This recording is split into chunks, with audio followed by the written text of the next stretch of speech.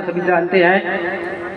हम ये सब बताना चाहते हैं कि जो हमारी प्रधानमंत्री माननीय नरेंद्र मोदी जी की योजनाओं को हम किस प्रकार सामुदायिक कार्यक्रम के माध्यम से विभिन्न ग्रामों में पहुंचा रहे हैं। मतलब इस योजनाओं को हम किसके मिशन योजनाओं का महत्वपूर्ण योजना का अंतर्गत देना चाहते हैं कि इसमें हम मुख्य भूमिका जो रखते हैं वो ग्राम पंचायत की है। तब हम ग्राम पंचायत के बारे में बताना चाहते हैं कि ग्राम पंचायत का जो गठन हुआ है वह किस प्रकार हुआ है एवं किस माध्यम से किया गया है। जैसा कि हम सभी जानते हैं कि हम विशेष परिस्थितियों में अंग्रेजों के गुलाम थे।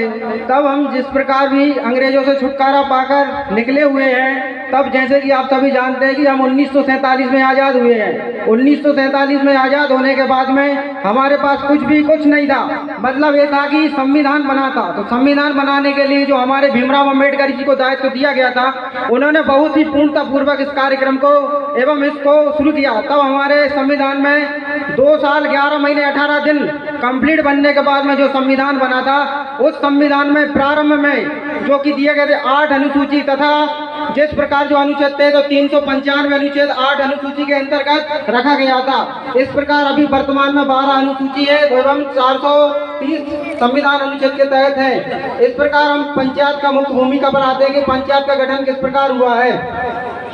महात्मा गांधी जी का नाम तो सबने सुना होगा, हमारे जिसको उनके अंग्रेजों से छुटकारा पाने के लिए महत्वपूर्ण भूमिका है। एवं महात्मा गांधी जी की योजना थी कि अंग्रेजों के खिलाफ जो भी षड्यंत्र वगैरह को उनको छुटकारा पाकर भारत देश को आजाद कराना था। जैसे ही आजाद कराने के बाद में महात्मा गांधी जी का एक दायित्व था कि हमको ग्राम पंचायत योजना में मतलब जो योजनाएं हैं, क्योंकि आप सभी जानते हैं कि ग्रामवासियों लोगों तक प्रधानमंत्री माननीय महोदय जी की योजनाओं को पहुंचना नहीं था।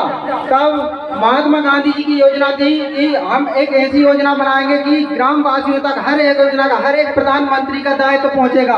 तब महात्मा गांधी जी तो चल बसे, लेकिन योजना का जो कार्यकाल उनका दायित्व था उनको हमारे देश के प्रथम प्रधानमंत्री माननीय पंडित जवाहरलाल नेहरू ने उनके विशेष प्रकार से एक योजना के अंतर्गत रखा। और सबसे पहले 1952 में पंडित जवाहरलाल नेहरू जो देश के प्रथम प्रधानमंत्री रहे, उन्होंने 1952 में प्रथम राष्ट्रीय विकास कार्यक्रम शुरू किया, राष्ट्रीय विकास समुदाय कार्यक्रम शुरू किया तथा उसके जस्ट 1 साल बाद 1953 में राष्ट्रीय विस्तार सेवा प्रारंभ किया तथा इन दोनों योजनाओं के गठन के लिए जो लगाया गया, तो इसको बाद में 1957 में बलवंत राय मेहता समिति का गठन किया गया।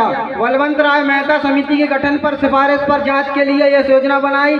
इसने देखा गया कि 1952 में जो माननीय प्रधानमंत्री जी ने योजना बनाई थी, क्या उसका कार्यकाल सही से चल रहा है, तथा इन दोनों को जांच करने के लिए उनको लगा कि हाँ ये योजना सही है और इस योजना के तहत हम ग्रामवासियों तक हर योजना के माध्यम से पहुंचा सकते हैं। तथा इस योजना के अंतर्गत उन्होंने देखा कि इन दोनों के लिए सबसे पहले त्रिस्तरीय बलवंत राय मेहता समिति का गठन किया। उसने त्रिस्तर समिति का गठन किया गया।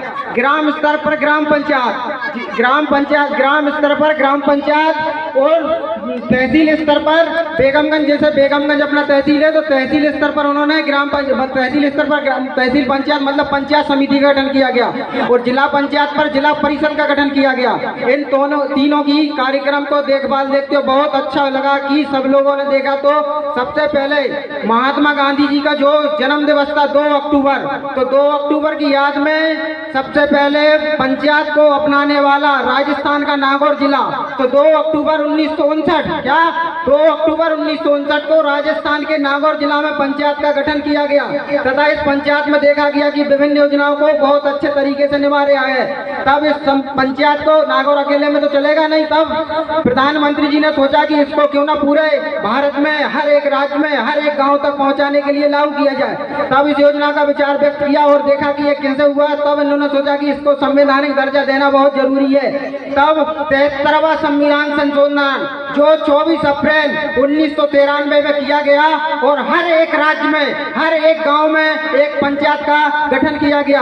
किंतु हमारे यहाँ कुछ राज्य ऐसे थे जहाँ पर जनसंख्या बहुत कम थी और वहाँ पर पंचायत का खोलना वो नहीं था, तब उन्होंने विचार व्यक्त किया कि जिस राज्य में 20 लाख जनसंख्या से कम या 20 लाख जनसंख्या है, उस राज्य में हर एक राज्य में ग्राम पंचायत का गठन होगा और ग्राम पंचायत का गठन शुरू किया गया।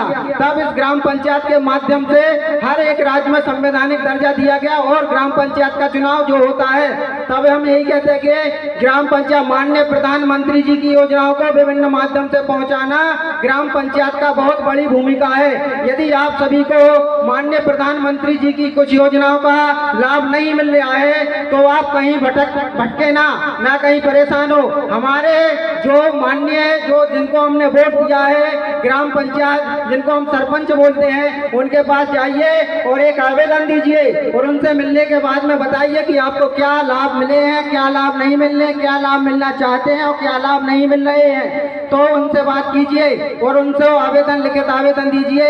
एक हफ्ता के अंदर अंदर यदि वो कुछ उसका निर्णय नहीं देते तब आप दूसरा कदम उठाइए एवं इस योजनाओं को ग्राम पंचायत अधिकारी जो रहते हैं, तो जिला पंचायत अधिकारी जैसे कि ग्राम पंचायत के सचिव जो रहते हैं तो वो अपन जाएंगे बेगमगंज जैसी तहसील स्तर